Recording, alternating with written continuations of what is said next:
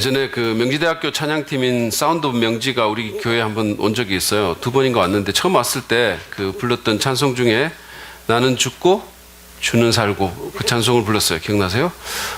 그게 가사가 이렇습니다. 나는 죽고 주는 살고 나는 없고 주만 있으면 이 땅에서 하나님의 아름다운 나라 이루리. 그거예요. 나는 죽고 주는 살고 뭐 이렇게 나가는 건데 굉장히 흥겨운 노래죠.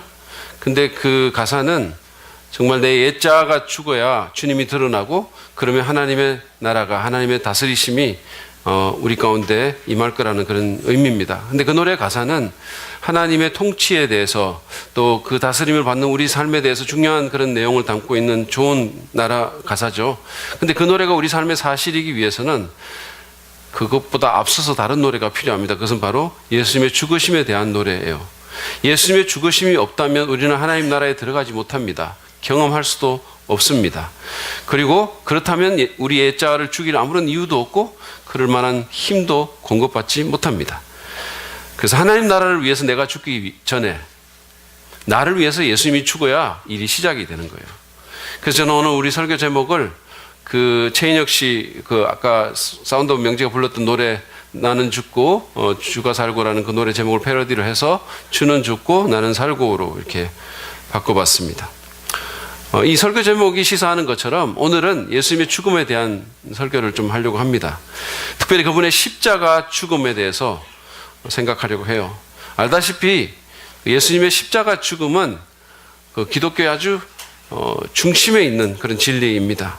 그것은 기독교 복음의 핵심이에요. 그렇기 때문에 우리가 복음을 십자가의 복음이다 이렇게 말을 하잖아요. 그렇죠?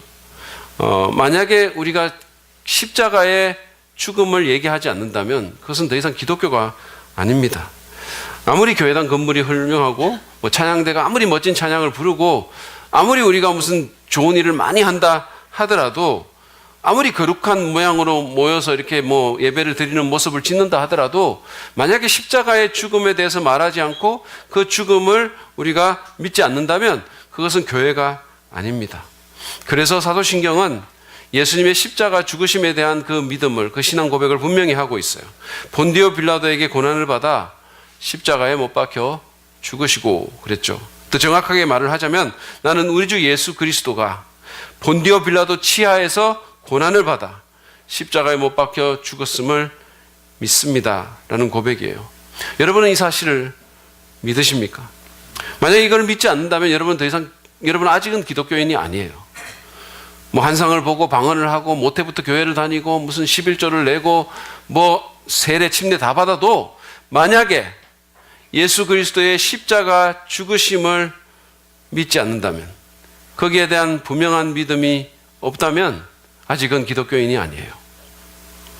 그래서 저는 오늘 여러분이 그 십자가의 죽으심의 그 역사적인 사실성 그리고 그 내용, 그 이유, 그 의미를 좀 확실하게 나눠서 여러분 모두가 이거를 믿고 정말로 그 믿음에 헌신되기를 바랍니다. 이미 믿는 분들이 계시다면 여러분은 그 믿음이 더 분명해져서 아까 우리 박종원 집사님 기도한 것처럼 정말로 그게 내 것이 되기를 원합니다. 그래야 우리가 진짜 살 수 있어요. 그래야 여러분이 진정한 의미에서 기독교인이 될 수 있고 기독교인의 삶을 살 수 있고 그래야 진짜 예수 믿는 그것이 뭔지를 우리가 이해하고 경험할 수가 있습니다. 먼저는 십자가 죽음의 역사적 진실성을 좀 생각해 보죠. 예수님은 십자가에 못 박혀서 돌아가셨어요. 우리는 그렇게 믿고 있습니다. 그런데 이것은 분명한 역사적인 사실이에요.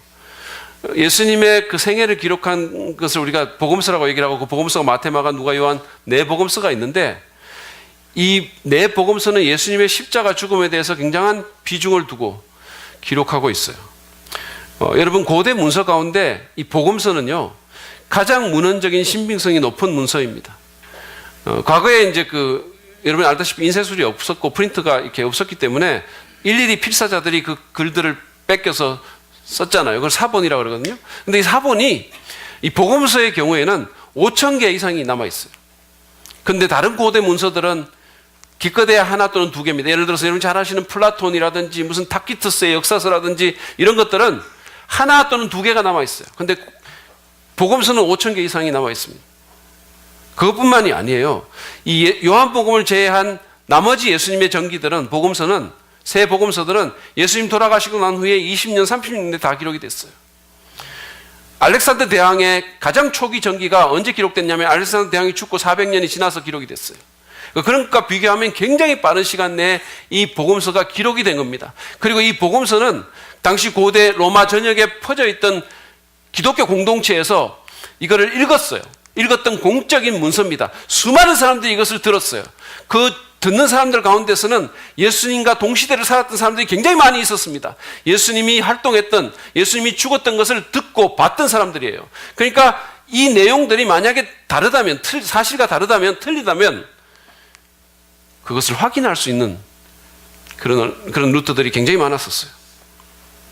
뿐만이 아니라 문학가인 C.S. 루이스가 언급한 것처럼 복음서의 문학적인 형식은 고대의 전설이나 신화하고는 확연히 다른 문학적인 형식을 갖고 있어요.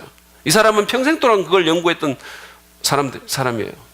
근데 그가 말하기를 이 복음서의 묘사는 너무도 자세하고 세밀해서 현장 보고로 보는 것이 가장 합당하다고 얘기를 했어요. 그런 복음서에서 수많은 장을 할애해서 예수님의 십자가 죽음과 그 얽힌 사건들을 자세하고 세밀하게 말하는 것은 그것이 역사적인 사실임을 강력하게 지지하고 있는 겁니다. 근데 그게 다가 아니에요. 사실은 성경만이 아니라 성경 외에 바깥의 역사적인 자료에서도 예수님의 십자가의 죽음에 대한 증언들을 찾아볼 수가 있어요. 1세기 로마의 원로원 의원이고 유명한 역사가죠. 이 타키투스의 연대기에 보면 네로 시절의 로마의 대화재 사건에 대해서 말을 하고 있어요. 근데 그것에 대해서 얘기를 하면서 예수님의 십자가 죽음에 대해서 이렇게 말을 합니다. 들어보세요. 그리스도인이라는 명칭이 이 사람의 이름을 따라서 붙여진 것인데 이 그리스도는 티베리우스 황제의 통치 기간에 로마의 행정관이었던 본디오 빌라도의 손에 극단적인 형벌을 당했다. 이거는 십자가를 얘기하거든요. 당시 로마 사람들은 십자가라는 말을 입에 내기를 싫어했었어요. 그래서 극단적인 형벌을 당했다. 그로 인해서 잠시 방해를 받았던 이 가장 해로운 미신은, 다시 말해서 이 기독교는 다시 그 악이 발생한 최초의 장소인 유대 지방에서 다시 일어났고 심지어 로마에서도 퍼져나갔다 그랬어요. 여러분, 이 책은요, 타키투스의 연대기는 지금도 출판되고 있는 서적이에요. 한국에도 번역되어 있습니다. 여러분들이 확인할 수 있어요. 뿐만이 아니에요. 1세기 로마의 유대계 역사가인 요세푸스의 글에도 보면 예수님의 십자가의 형에 대한 것이 적혀 있어요. 들어보십시오. 이 무렵에 예수라는 사람이 살았는데 현자라고 할 수 있다. 그는 많은 유대인들과 헬라인들을 자기 편으로 끌어들였다. 빌라도가 우리 중에서 높은 지위에 있는 사람들로부터 예수에 대한 고소의 말을 듣고 난 후 즉시 십자가에 처형하라는 선고를 내렸다. 그러나 처음부터 그를 사랑한 사람들은 끝까지 애정을 버리지 않았다. 그의 이름을 따라 소위 그리스도인이라고 부르는 무리들은 오늘날까지 사라지지 않고 있다 그랬어요. 이 사람은 1세기의 역사가입니다. 예수님과 거의 동시대 사람이에요. 이런 증거들을 우리가 종합해 볼 때 예수님이 십자가 처형을 당해서 죽은 것은 확실한 역사적 사실이라고 우리가 말할 수가 있습니다. 자, 그렇다면 예수님의 십자가 죽음은 어떤 식으로 진행이 됐을까요? 성경은 어떻게 묘사하고 있습니까? 제가 이미 언급한 것처럼 예수님의 그 생애를 기록한 네 복음서는 다 같이 이 예수님의 십자가 죽음에 대해서 굉장히 많은 비중을 두고 자세히 적고 있어요. 그 기록을 간략하게 종합해보면 이렇습니다. 예수님은 주 33년 4월 2일 목요일 날 밤에 예루살렘에 있는 그 감람산, 그 서쪽 기슭에 있는 겟세마네 동산에서 기도하신 후에 유대의 지도자들이 보낸 군인들에 의해서 체포됩니다. 그래서 결박을 당해가지고 당시에 대제사장이었던 했던 안나스와 가야바에게 끌려가요. 그리고 거기서 밤새도록 불법 재판을 받습니다. 그때 이미 그분은 모욕과 구타를 당했어요. 마태복음 26장 67절 말씀을 보시죠. 그때 그들은 예수의 얼굴에 침을 뱉고 그를 주먹으로 치고 또 더러는 손바닥으로 때리기도 하며, 사람들은 예수님의 얼굴에 침을 뱉었어요. 여러분, 이것보다 더 모욕적인 일이 어디 있겠습니까? 대부분의 사람들은 생애 중에 단 한 번도 이런 일을 당하지 않아요. 여러분 중에 침 뱉음 당하신 분 계세요? 있어도 어떡하겠습니까? 근데 대부분은 없어요. 이런 일을 당하지 않습니다. 이보다 더 모욕적인 일이 어디 있겠어요? 그리고는 이분을 둘러싸고 집단 구타가 일어났어요. 주먹으로, 손바닥으로 사정없이 때렸습니다. 얼굴이 부어올랐을 거예요. 코피가 터졌을 겁니다. 입술이 찢어졌을 거예요. 그리고 새벽이 되자 밤새도록 이 짓을 한 겁니다. 밤새도록. 그리고는 새벽이 되자 그들은 예수님을 결박해서 빌라도에게 데리고 갔어요. 제가 지난번 설교에서 말한 것처럼 빌라도는 정치적인 이유 때문에 예수님을 처형하기를 꺼려했습니다. 아주 소극적이었었어요. 몇 마디 질문을 하고 신문을 한 후에 예수가 갈릴리 출신이라는 것을 알게 되고, 그리고는 마침 그 예루살렘에 와 있던 갈릴리의 분봉왕인 헤롯에게 예수를 넘겼어요. 골치 아픈 일을 그냥 떠넘긴 겁니다. 근데 헤롯이 그 미끼를 물지 않았습니다. 헤롯은 그냥 누가복음 23장 11절이 말하는 것처럼 자기 호위병들과 함께 예수를 조롱하고 모욕한 뒤에 돌려보냈어요. 그래서 빌라도는 할 수 없이 사람들 앞에서 명절에 제수 하나를 방면해주는 관례를 상기시키면서 강도인 바라바와 예수 중에 선택하라고 말을 했어요. 근데 사람들이 광기에 젖어서 흥분해서 강도인 바라바를 선택하면서 예수를 십자가 처형하라고 소리를 질렀습니다. 그러니까 빌라도는 군중을 만족시키기 위해서 예수님에게 채찍질을 가하게 했어요. 태형을 하게 했습니다. 여러분, 이거는요 그냥 30cm 자를 갖고 그냥 뗐지 그러면서 때리는 그런 차원이 아니에요. 로마의 태형은 정말로 잔인했어요. 정말로 끔찍했습니다. 이 채찍이라는 것이 39개의 가닥으로 되어 있는데 거기 그 가닥에는 금속 조각과 유리 조각과 동물의 뼈 조각이 박혀 있었어요. 그리고 이것을 휘두르는 로마 병정들은 너무너무 잔인한 사람들이었습니다. 이 사람들이 무슨 우리 허성무 전사님처럼 여성성이 강한 그런 남자들이 아니었고 진짜 잔인한 무자비한 사람들이었었어요. 그들이 이 채찍을 갖고 있는 힘껏 채찍질을 계속하면 멍들죠, 부어오르죠, 그리고는 살이 찢어집니다. 특히 등이 심하게 찢겨져 나가기 때문에 어떤 경우에는 척추의 일부가 드러나기도 했다고 합니다. 로마의 태형을 연구했던 한 의사는 태형이 계속되면 피부 밑에 있는 골격 근육이 찢어지게 되고 찢겨진 사람은 피범벅이 돼서 리본처럼 덜렁덜렁 매달려 있다는 거예요. 3세기 역사가인 유세비우스는 태형을 당하는 사람의 정맥이 밖으로 드러나고 근육, 근골 그리고 창자의 일부까지 노출되기 때문에 합니다. 예수님은 이미 피투성이가 됐고 사람의 모습이 아니었어요. 그럼에도 피에 굶주린 군중들은 만족하지 않았습니다. 그들은 십자가 처형을 요구하면서 빌라도를 협박했어요. 마침내 빌라도는 그것에 못 이겨서 예수에게 십자가형을 선고합니다. 예수님은 병사들에 의해서 총독의 공간으로 끌려가서 거기서 계속해서 모욕과 폭행을 당합니다.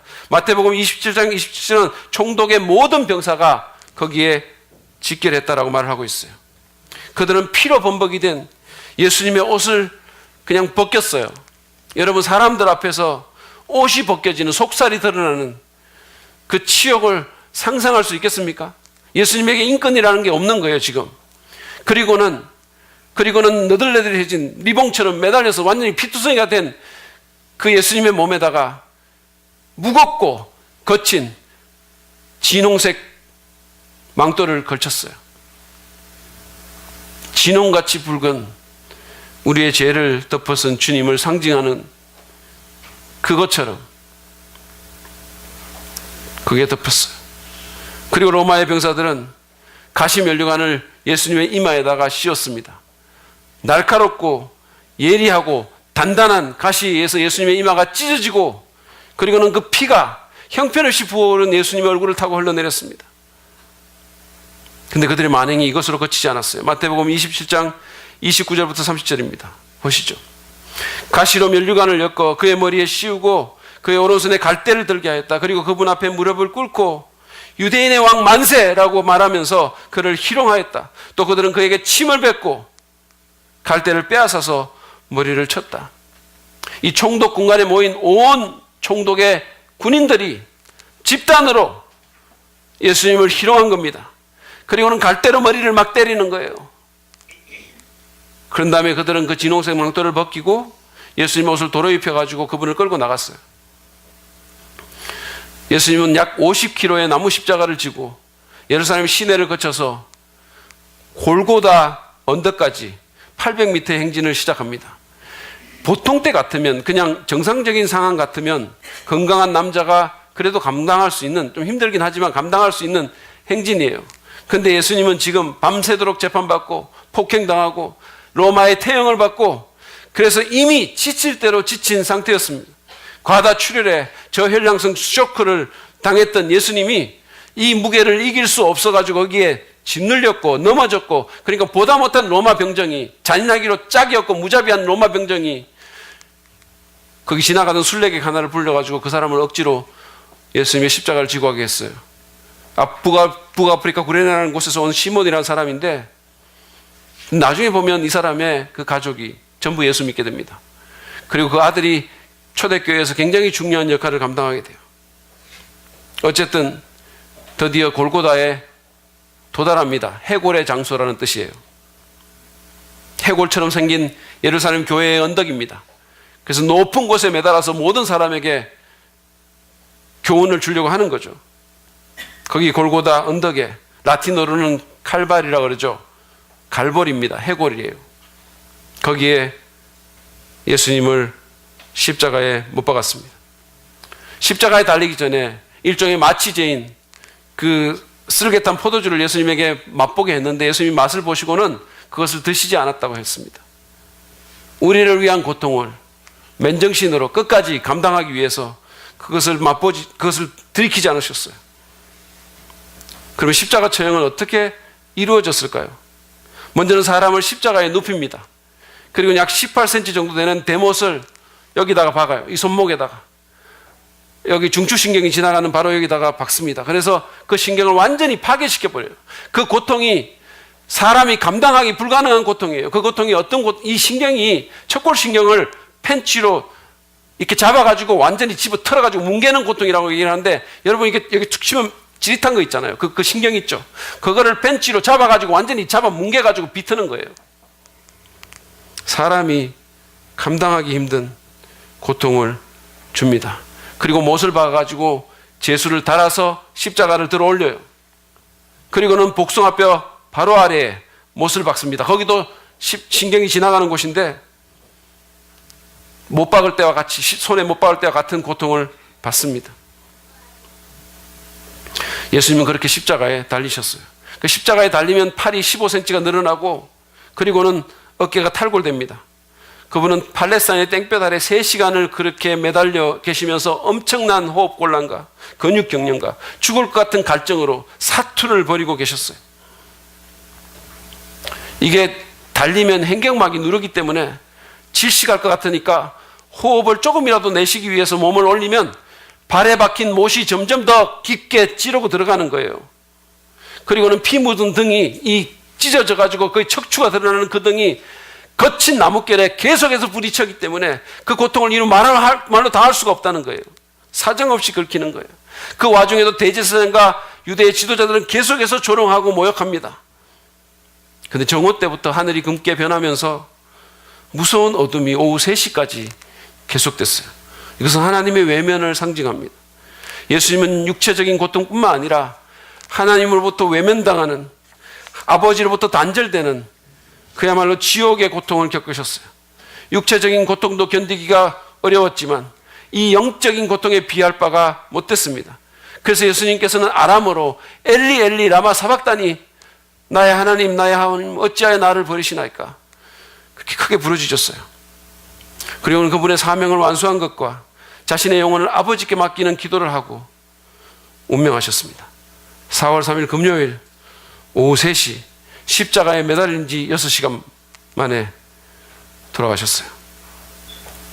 예수님의 죽음과 함께 땅이 흔들리고 바위가 갈라졌고 성소의 휘장이 위에서부터 아래로 찢어졌다 그랬어요. 사람들이 지금 예루살렘의 지진난 데를 찾아가지고 그것이 AD 33년임을 확인하고 얘기하는 거예요. 평소에는 아무도 들어갈 수 없는 그 성소의 휘장이 찢어진 거예요. 그래서 이제는 누구든지 아버지께 갈 수 있게 된 겁니다. 로마 병사 하나가 예수님이 죽은 것을 보고 긴 창으로 옆구리를 찔렀어요. 그래서 거기서 심낭삼출과 늑골삼출이라는 것이 물 같은 액체가 쏟아져 나오고 피가 쏟아져 나왔다고 말을 합니다. 이것이 우리 주님이 당하신 십자가 순환에 대한 성경의 내용이에요. 그러면 예수님은 왜 십자가에서 그렇게 죽으셨을까요? 그 이유가 뭡니까? 그분은 십자가형을 받을 아무런 이유가 없어요. 예수님을 안 믿는 분들도 그분은 세계 4대 성인 중에 한 분이라고 그렇게 인정합니다. 그만큼 그분이 의롭다는 거예요. 그만큼 훌륭하다는 겁니다. 근데 왜 죽었을까요? 왜 십자가에 죽었을까요? 당시에 점잖은 사람들은 그 용어조차도 입에 올리기 싫어했던, 그리고 로마 사람들은 거기에 달리지도 않는, 로마 시민이 아닌 흉악범들만이 달리는 그 십자가에 왜 그 끔찍한 사형틀에 가장 의로운 분이 죽었을까요? 그것은 우리의 죄 때문입니다. 저의 죄, 여러분의 죄 때문이에요. 그 죄에서 우리를 구하기 위해서입니다. 지난번에 저희가 본 것처럼 그분은 스스로 죽음을 택하셨어요. 그분이 원했다면 얼마든지 안 죽을 수도 있었습니다. 그분은 대제사장이나 그분은 빌라도하고도 흥정할 수 있었고, 그분이 말만 잘했어도 죽음까지는 가지 않을 수도 있었어요. 그러나 그럼에도 그분은 스스로 우리의 죄값을 대신 치르고 우리 죄를 속하기 위해서 스스로 자진해서 죽으셨어요. 예수님 오시기 700년 전에 기록된 메시아에 대한 예언이 담긴 이사야서 53장 4절에서 6절 말씀을 보시죠. 마치 누가 보고 적은 것 같아요. 그는 실로 우리가 받아야 할 고통을 대신 받고 우리가 겪어야 할 슬픔을 대신 겪었다. 그러나 우리는 그가 징벌을 받아서 하나님에게 맞으며 고난을 받는다고 생각하였다. 그러나 그가 찔린 것은 우리의 허물 때문이고 그가 상처를 받은 것은 우리의 약함 때문이다. 그가 징계를 받음으로써 우리가 평화를 누리고 그가 매를 맞음으로써 우리의 병이 나았다. 우리는 모두 양처럼 길을 잃고 각기 제 갈 길로 흩어졌으나 주님께서 우리 모두의 죄악을 그에게 지우셨다. 죄인인 우리 대신 우리를 위해서 그 의로우신 분이 죽은 겁니다. 그렇다면 왜 굳이 십자가일까요? 다른 식으로 죽어도 되는데, 그것은 구약의 신명기 성경을 알면 좀 더 이해가 잘 될 겁니다. 신명기 21장 22절에서 23절 말씀이에요. 죽을 죄를 지어서 처형된 사람의 죽음은, 그 시체는 나무에 매달아 두어야 합니다. 그러나 당신들은 그 죽음을 나무에 매달아 둔 채로 밤을 지내지 말고 그날로 묻으십시오. 왜냐하면 나무에 달린 사람은 하나님께 저주를 받은 사람이기 때문입니다. 그랬어요. 여러분, 여기서 말하는 것은 칼이나 돌에 맞아서 죽은 사람의 시신을 나무에 매달아서 뭇사람에게 공개하는 겁니다. 이거는 그냥 사형을 받는 것보다 훨씬 더 혐오스러운, 더 가혹한 형벌로 여겨졌어요. 그가 하늘과 땅 사이에서 매달려 있는 동안 그는 버림받은 자였었습니다. 그는 사람과 하나님께 버림을 받았어요. 하나님은 이 사람을 혐오하십니다. 예수님을 굳이 십자가에 매달으신 것은 그가 친히 우리를 위해서 저주덩어리가 된 사실을 나타내주는 것이었어요.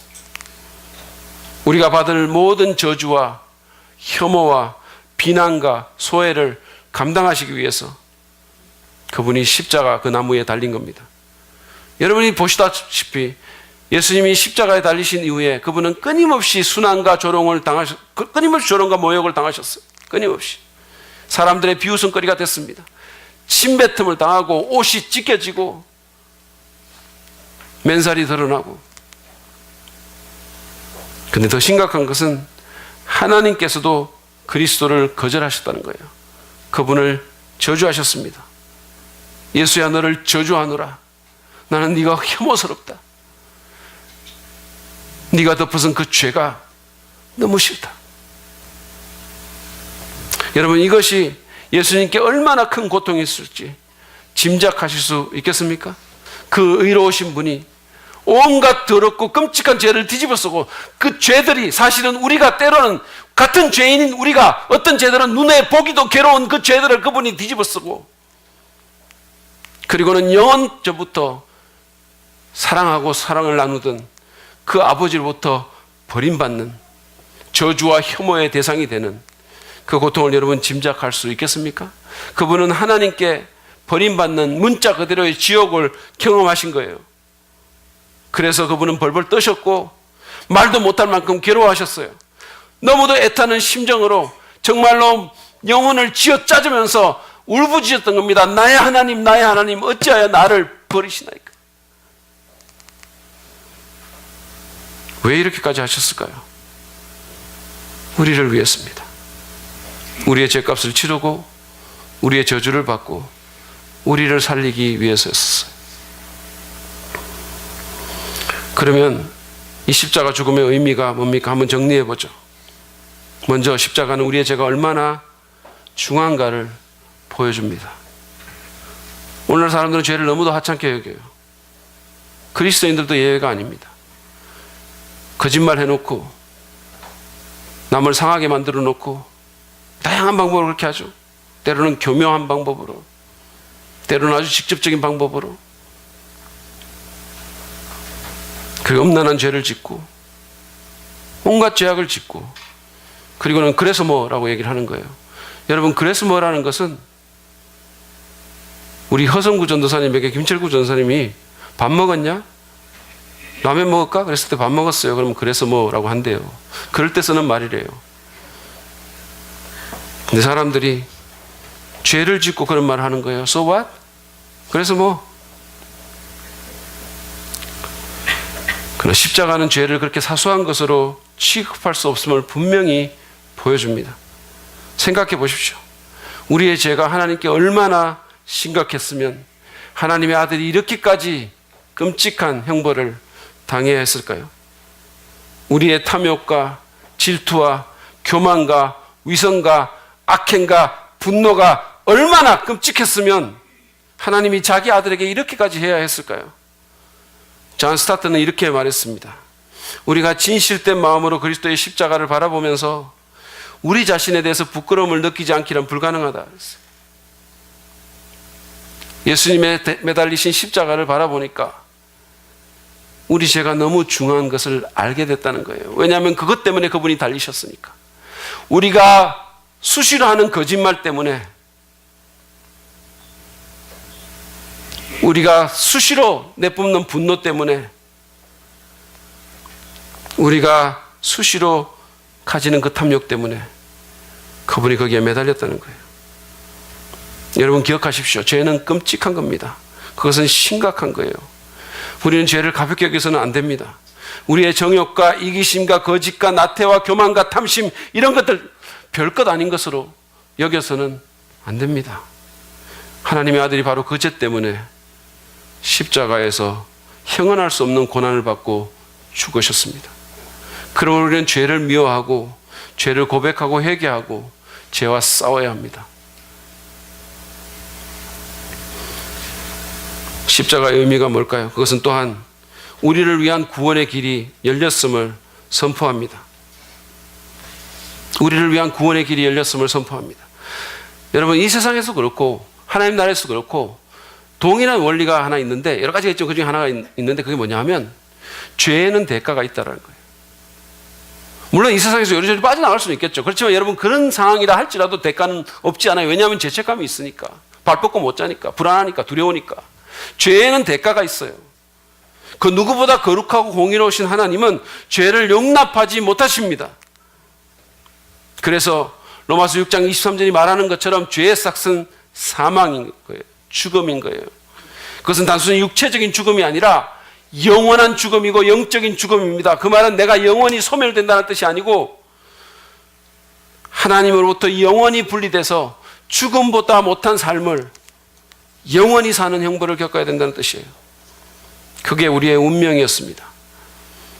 이번에 박태환 선수가 금지약물 복용 때문에 징계를 받고 얼마 전에 기자회견을 해가지고 지난 몇 달간은 매일매일이 지옥이었다라고 얘기를 했어요.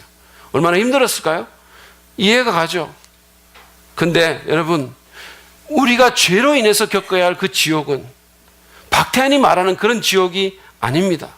그것은 영원히 하나님으로부터 분리되는, 하나님의 모든 일반 은총으로부터 완전히 단절되는, 우리가 누리는 그 모든 좋은 것들로부터 완전히 단절되는 지옥이에요. 생각해 보시기를 바랍니다. 그 어떤 미소도, 햇살도, 선의도, 음악도, 아름다움도, 그 어떤 좋은 것도 없는 악과 어둠의 장소를 상상할 수 있으시겠어요? 증오와 분노와 적대감이, 온갖 죄악들이 드글드글한, 그리고 그런 사람들이 모여있는, 그것을 여러분 상상할 수 있으시겠습니까? 그게 지옥이에요. 그게 우리가 가야 될 종착지입니다. 그런데 예수님의 십자가 죽음이 우리를 구했습니다. 그분이 우리 대신에 죽었고, 그래서 우리는 더 이상 죽지 않아도 됩니다. 그분이 우리 대신 지옥을 경험하셨기 때문에 더 이상 우리가 지옥을 경험하지 않아도 된다는 거예요. 오늘 설교 제목처럼 주는 죽고 나는 사는 상황이 된 것입니다. 모든 대가는 완전히 지불됐어요. 예수님은 십자가에서 죽기 직전에 다 이루었다라고 말씀하셨어요. 구원에 관한 한 모든 것이 다 이루어진 거예요. 다 끝난 거예요. 모든 절차는 끝났고 모든 사명은 완수됐습니다. 하나님은 예수님의 십자가 제물을 보고 이렇게 선언하십니다. 히브리서 10장 17절 18절이에요. 또 나는 그들의 죄와 불법을 더 이상 기억하지 않겠다. 하나님의 말씀이에요. 예수님 때문에 죄와 불법을 더 이상 기억하지 않겠다. 왜냐하면 예수님이 그 모든 것을 당하셨으니까. 그래서 히브리서 기자가 말합니다. 죄와 불법이 용서되었으니 죄를 사하는 제사가 더 이상 필요 없습니다. 여러분, 더 이상 우리가 할 일은 없습니다. 더 이상 신의 진노를 누그러뜨리려고 돼지머리를 자르거나 고행을 하거나 종교활동을 할 필요가 없습니다. 더 이상의 제사는 필요 없다라고 얘기했어요. 모든 것이 다 완성됐어요. 모든 것이. 이것이 바로 복음입니다. 이게 바로 굿뉴스예요. 제가 이미 여러 차례 말씀드린 것처럼 기독교는 두의 종교가 아닙니다. 기독교는 뭘 해라는 종교가 아니고 던이에요. 다 했다의 종교예요. 하나님께서 우리를 위해서 우리가 못하는 구원을 이루어 놓으셨어요. 이제 우리가 해야 될 일은 그것을 믿는 것밖에 없는 거예요. 성경을 한 구절로 요약했다는 요한복음 3장 16절에서 예수님이 이렇게 말씀하십니다. 하나님께서 세상을 이처럼 사랑하사 외아들을 주셨으니 이는 그를 믿는 자마다, 믿는 사람마다 멸망하지 않고 영생을 얻게 하려는 것이다. 믿으면 되는 거예요. 나를 위해서 십자가에서 죽으신 그 주 예수를 진심으로 믿으면 구원을 받습니다. 영원한 생명과 완전한 의를 얻게 되는 거예요. 혹시 우리 가운데 아직 구원의 확신이 없는 분이 있으십니까? 혹시 오늘 내가 어떻게 되면 내가 어디에, 내 영혼이 어디에 있을지 잘 모르겠는 그런 분이 계시나요? 여러분, 믿으시면 돼요.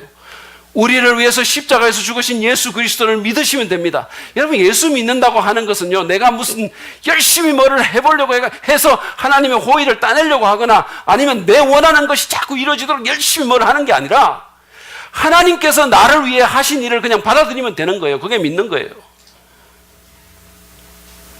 그게 기독교의 믿음이에요. 그게 기독교의 복음입니다. 다 이루었다는 예수님을 믿으십시오.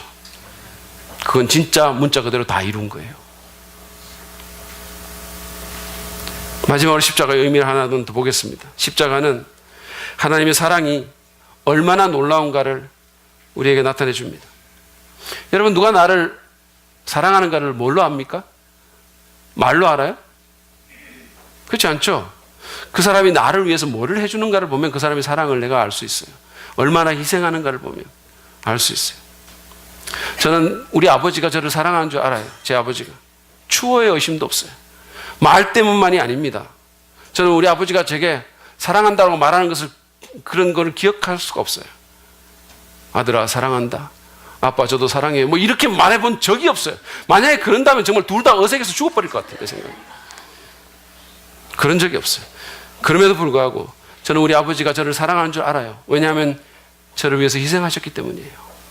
계속해서 주시기 때문입니다. 이 잠바 한번 네가 입을래? 이 넥타이 네가 할래?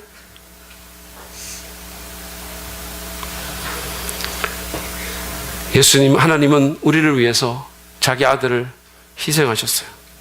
그것도 오늘 우리가 본 것처럼 정말로 너무도 끔찍한 사형틀에 자기 아들을 내어주셨어요. 여러분, 한번 생각해 보십시오. 여러분의 자녀가 이렇게 하는 것을 여러분이 본다고 한번 생각하면서 제 말씀 한번 들어보세요. 아들이 조롱받고 침뱉음을 당하는 것, 아들이 주먹으로 맞아서 얼굴이 괴물처럼 붓고 가시관에 이마가 찢어지고 채찍에 맞아서 피투성이가 되는 것, 그리고 십자가에 못 박혀서 중추신경이 파괴되고 숨이라도 조금 쉬기 위해 가지고 정말로 덫에 걸린 짐승처럼 꿈틀대고 헉헉거리고 그리고 서서히 고통스럽게 죽어가는 이 모든 것을 지켜본다고 하면 생각해 보세요. 하나님은 이 모든 것을 우리를 위해서 견디셨어요. 저는 각준호 목사님이 우리 딸에 대해서 얘기하면서 플리피는 이쁜 건 아니고 그냥 귀여운 거예요, 이렇게 말해가지고 얼마나 흥분했는지 몰라요. 제 딸이기 때문이에요. 제가 사랑하는 딸이기 때문에 누가 함부로 말하는 것조차도 저는 견딜 수가 없어요. 근데 하나님 아버지는 그 아들을 우리가 상상할 수조차 없는 고통과 모욕에 내어주셨어요. 그만큼 우리를 사랑하시는 겁니다. 로마서 5장 8절은 이렇게 말합니다. 우리가 아직 죄인이었을 때 하나님 모른다 그러고 하나님과 아무 상관없이 생명을 빚어놓고도 아무 상관없이 우리가 살았을 때, 오히려 하나님을 원망하고 욕했을 때 그리스도께서 우리를 위하여 죽으셨습니다. 이하여 하나님께서는 우리에 대한 자기의 사랑을 실증하셨습니다. 십자가를 통해서 우리에 대한 당신의 사랑을 증명했다는 겁니다. 여러분, 하나님의 사랑이 의심되세요? 십자가를 보십시오. 예수님의 십자가 고난과 죽음을 생각해 보십시오. 제가 이야기 하나를 하고 오늘 설교를 마치려고 합니다. 브레넨 매닝이라는 사람이 쓴 어리석은 자는 복이 있나니라는 책에 나오는 얘기예요. 한국전쟁이 가장 치열했던 1952년도 늦가을입니다. 적진으로 한 100여 미터 들어간 전방 관측소 그 벙커에 해병대 상병 2명이 앉아 있었어요. 잭 로빈슨과 팀 케이시라는 그 두 사람은 아주 절친한 친구로서 가족도 서로 악내하고 아는 아주 그런 관계였었어요. 한국전에 참전한 지는 1년이 좀 넘었습니다. 자정을 조금 넘긴 시간에 가벼운 눈발이 흩날리고 있었어요. 두 사람이 벙커에 앉아서 이야기를 주고받는 사이에 수류탄이 정확히 두 사람 중간에 떨어진 거예요. 케이시가 먼저 그것을 봤습니다. 그래서 몸을 날려서 그 수류탄 위에 엎드려졌어요. 수류탄은 펑 하고 즉각 터졌어요.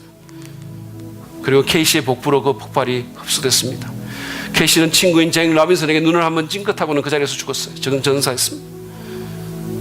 로빈슨은 친구인 케이시가 몸을 날려서 수류탄의 폭발을 최소화한 그것 때문에 살게 됐어요. 목숨을 건졌습니다. 4년 후에 그는 목회자의 길에 들어섰습니다. 1960년도에 그는 자신의 이름을 잭 로빈슨에서 케이시 로빈슨으로 개명했어요. 예수 그리스도 안에서 새롭게 시작된 그런 삶의 시작을 의미하는 상징으로 자기를 위해서 죽었던 그 친구의 이름을 거기다 넣은 겁니다. 그리고 로빈슨은 자기 친구인 케이시의 어머니, 그 홀어머니를 자기 어머니처럼 모셨어요. 섬겼어요. 근데 어느 날 로빈슨이, 왜 군대 나갔다 온 사람들이 그러잖아요. 전쟁터 갔다 온 사람들이 수시로 이렇게 전후 우울증에 시달리잖아요. 그래서 그 우울증에 시달리다가 친구 어머니에게 뜬금없이 물었어요. 어머니 아들 케이시가 정말 저를 사랑했을까요? 죽은 케이시의 어머니가 웃었어요. 그게 두말하면 잔소리 아니겠니? 그다음 어머니가 잠시 후에 또 말씀을 합니다. 얘야, 너를 살리기 위해서 수류탄에 몸을 던져서 죽은 케이시가 너를 사랑한 것이 맞느냐고 묻는다는 게 설마 농담한 거겠지? 그랬어요. 그랬더니 친구가 진담입니다라고 대답했어요.